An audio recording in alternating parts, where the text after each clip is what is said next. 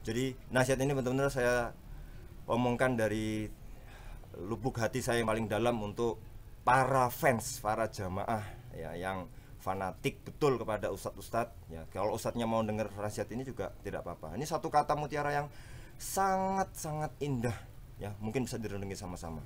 Bunyinya seperti ini. Assalamualaikum warahmatullahi wabarakatuh.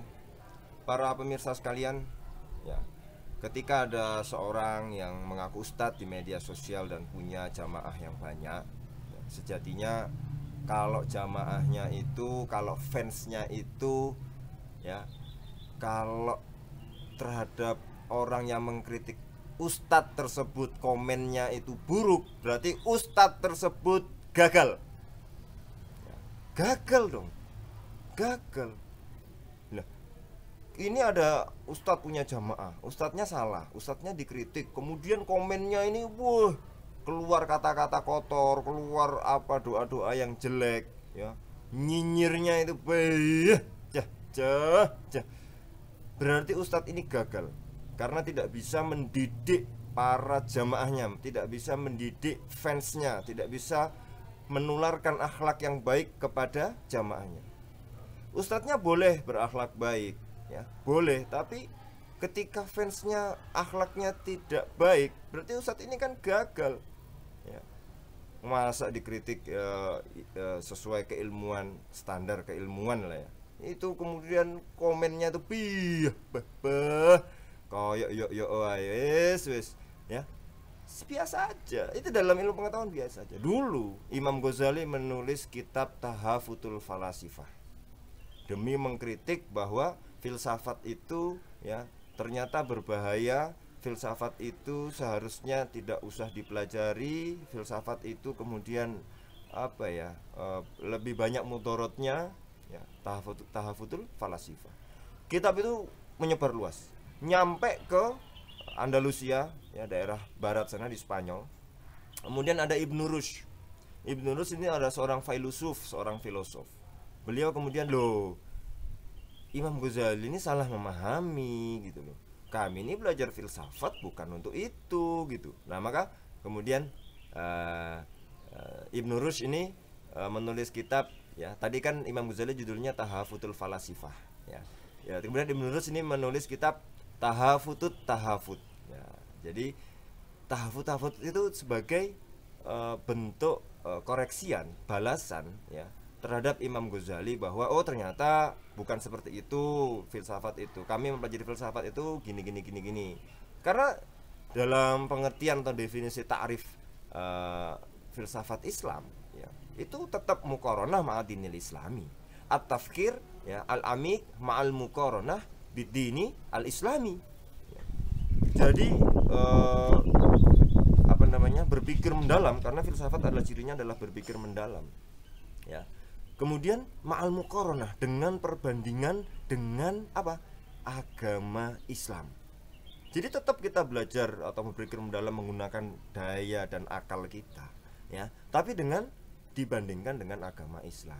Jadi tidak melenceng sebagaimana yang dituduhkan oleh sebagian orang, tidak. Maka Ibnu Rushd ingin kemudian mengkonfirmasi itu, mengklarifikasi. Dalam ilmu pengetahuan balas-balasan seperti itu biasa ya, biasa banget. Jadi jangan kemudian baper, jangan kemudian terbawa apa ya, fanatisme biasa. Syekh Izzuddin bin Abdissalam itu seorang fuqaha ya, seorang fuqaha, fakih minal fuqaha yang sangat terkenal. Tapi beliau itu ya, itu menentang keras tasawuf, menentang keras tasawuf. Pada suatu ketika ya, pencetus Thariqat Syaduliyah, yaitu Imam Asyaduli, haji. Setelah haji beliau ingin silaturahmi kepada Syekh Izzuddin bin Abdissalam. Maka setelah haji main ke rumahnya, silaturahmi ke rumahnya Syekh Izzuddin bin Abdissalam, bertemu. Kemudian ngobrol, akhirnya Syekh Imam Syaduli itu berkata kepada Syekh Izzuddin bin Abdissalam, wahai Syekh ya, engkau mendapat salam dari Rasulullah SAW. Kagetlah, ya, kagetlah Syekh Izzuddin bin Abdissalam tuh kaget. Loh, ya, kok bisa ada orang nitip salam dari Rasulullah kepada orang ini, kepada saya, melewati orang ini, via orang ini, ya, melalui orang ini kepada saya. Wah, ini kaget setengah mati. Kemudian Syekh Izzuddin bin Abdissalam setelah itu ngobrol dan belajar tasawuf, ya. Jadi ya biasa saja dalam ilmu pengetahuan para ulama itu saling mengklarifikasi, saling mengkritik kalau ada salah, itu biasa saja, ya. Memang dalam kurun waktu tertentu memang para fuqaha itu memang memusuhi betul itu tasawuf. Tetapi dengan adanya peristiwa itu orang-orang kemudian sadar, orang-orang kemudian tahu bahwa konsep tasawuf itu tidak bisa dipisahkan dari agama Islam. Nah, ini contoh saja ya, contoh-contoh cerita bagaimana para ulama ini saling belajar. Ada juga Imam Ar-Razi. Imam Ar-Razi ini seorang ulama aklani.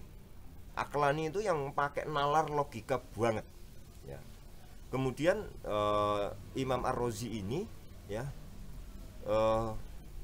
bertemu dengan Syekh Najmuddin Al-Kubro, yaitu pencetus tarekat Kubrowiyah, ya. Semua ulama ketika waktu itu Imam Ar-Razi datang ke sebuah kota, semua ulama itu sowan kepada Imam Ar-Razi. Tapi ada satu ulama yang tidak. Ditanya, siapa ini? Sudah semua ulama di kota ini yang datang ke saya. Sudah. Betul, sudah. Enggak sih, ada satu lagi yang belum. Siapa? Nah, itu ya. Kenapa dia enggak menghormatin saya gitu. Akhirnya dipertemukanlah dua orang besar ini dalam satu tempat, yaitu di taman atau di alun-alun di kota tersebut. Kemudian kenapa engkau tidak menemuiku, kata Imam Ar-Razi. Untuk apa? Saya ini orang miskin, kata ulama tersebut, yaitu Syekh Najmuddin Al-Kubro. Saya ini orang miskin, terus saya yang miskin ini akan membawakan apa? Kehormatan tidak, harta ya tidak, buat apa gitu. Kemudian kenapa kok harus seperti itu gitu. Kemudian Imam Ar-Razi mengatakan, ya saya ulama, alim ulama gitu. Terus apakah dengan itu engkau menjadi tahu dengan ma'rifatullah gitu? Iya, jelas. Dengan berapa dalil engkau bisa membuktikan Allah itu ada? Kata Syekh Najmuddin Al-Kubro. Dengan berapa itu? Banyak, 100 kah berapa itu? Barohin, ya, atau burhan, ya. Banyak, dengan argumentasi yang banyak bisa membuktikan bahwa Allah itu ada. Tapi Syekh Najmuddin Al-Kubro itu berkata dengan enteng saja, ya, saya tidak butuh dalil apapun, tidak butuh burhan apapun, tidak butuh argumen apapun, karena Allah sudah menancapkan di dalam hati saya kalau sebuah keyakinan akan seluruh apa yang Allah mau. Kaget, Imam Ar-Razi kaget. Akhirnya beliau belajar apa? Tasawuf ke Syekh Najmuddin Al-Kubro, yaitu pencetus tarekat Kubrowiyah. Belajar tasawuf situ, lalu lahirlah At-Tafsir Al-Kabir, yaitu tafsirnya Imam Ar-Razi yang segini nih. Nah, di situ ya, corak tasawufnya sangat kental banget, yang sebelumnya beliau adalah aklani, yang nalar logika. Nah, pertemuan dua ulama, saling mengkritik saling ulama, ini biasa ya. Cuma yang jadi masalah ini fanatisnya orang-orang pengikutnya, jamaahnya yang fanatik banget, ya. Sehingga ketika ustadznya dikritik, ya, kenapa balasannya itu adalah komen dan kata-kata yang tidak beradab, yang tidak berakhlak, jauh dari etika. Jadi menurut saya ustadz ini gagal. Ustadz ini gagal mendidik dan membina jamaahnya, karena jamaahnya tidak bisa beretika, tidak bisa berakhlak baik, ya. Jadi ya mohon maaf, jumlahnya jamaah followernya banyak sebanyak apapun, tapi kalau tingkah lakunya seperti ini berarti ya gagal. Menurut saya seperti itu. Ini ustadz yang gagal.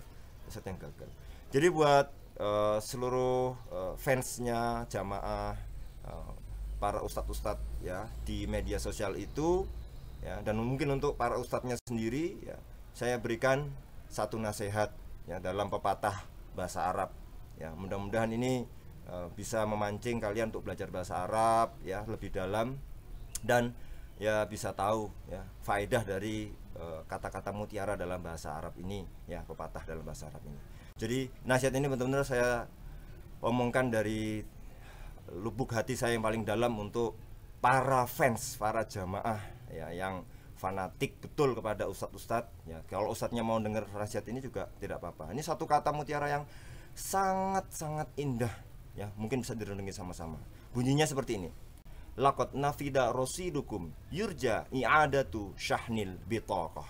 Terima kasih, mudah-mudahan bermanfaat. Assalamualaikum warahmatullahi wabarakatuh. Halo. Yo, sorry. Mau ya, belum isi pulsa tadi. Iya. Sorry. Ya, ini sudah isi pulsa ini. Ya. Oke. Heeh. Gimana? Sorry ya, tadi pulsanya habis. Ini baru isi pulsa. Iya. Gimana? Apa? Oh, iya. Heeh. Oh, iya. Oke.